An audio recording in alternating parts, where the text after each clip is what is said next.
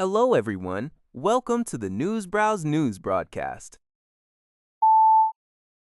According to Lianhe Xiaobao, Israel has significantly expanded its control over the Gaza Strip, now reportedly holding 60% of the territory, up from the initial 53%. Israeli Finance Minister Bezalel Smotrich confirmed this, stating that the military is continually advancing its yellow line and intensifying the destruction of infrastructure. He stressed that Hamas's rearming capacity is severely limited, but the group must be completely defeated. A senior aide to Prime Minister Netanyahu revealed that Israel is considering further airstrikes, potentially targeting remaining Hamas strongholds with district-by-district operations to prevent the group from rebuilding. The Israeli military in the Peace Committee overseeing the Trump plan declined to comment on the matter. The conflict remains a persistent stalemate. NTD News reports that President Donald Trump plans to raise the case of imprisoned pastor Ezra during his meeting with Chinese regime leader Xi Jinping in Beijing next week. Pastor Jin, the founder of the underground Zion Church in China, was arrested in October, along with approximately 30 other church leaders and members, who have since remained in prison or disappeared. His daughter, Grace Jin Drexel, has publicly expressed her gratitude to President Trump for his intention to bring attention to her father's plight during the high-stakes talks.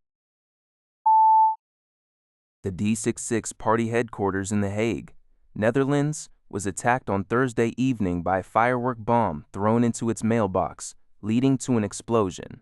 Fortunately, no one was injured in the incident. A suspect was later arrested, though the motive for the attack remains unclear, according to the Epoch Times. Dutch Prime Minister Rob Jetten, who is also the leader of the D66 party, strongly condemned the act, calling it a cowardly act of intimidation. Jan Pater Not, the D66 parliamentary group leader, highlighted that about 30 members of the Young Democrats were meeting inside the building at the time, and it was a small miracle no one was harmed given the significant damage. Other political figures, including Foreign Trade Minister Geert Sjoerd and even Guido Marcoshor, leader of the newly formed right-wing party, De Nederlandse Alliantie, echoed the condemnation, emphasizing that such violence against a political party is an attack on democracy itself. This incident follows a similar attack in September last year, during an anti-immigration protest, where the D66 headquarters also sustained damage. CBS News reports that ramped-up diesel prices are causing significant cost concerns for moving companies, particularly highlighting businesses like Peachtree Movers in Georgia. The surge in fuel costs directly impacts operational expenses for these companies, which rely heavily on diesel-powered trucks for transporting goods. This situation is sparking worries about potential increases in moving service prices, ultimately affecting consumers planning to relocate. The article underscores how fluctuating fuel markets can ripple through various industries, raising questions about broader economic stability and consumer affordability in essential services.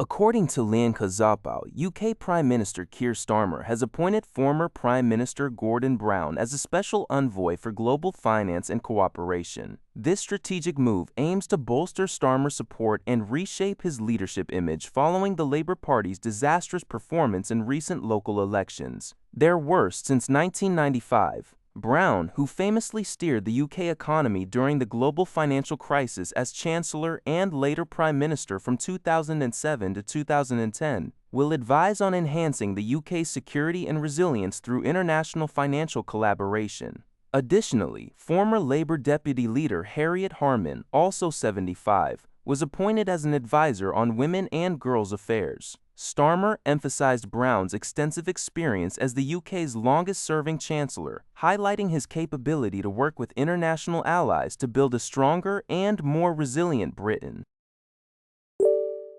That's all for this video. Thank you for watching. See you in the next video.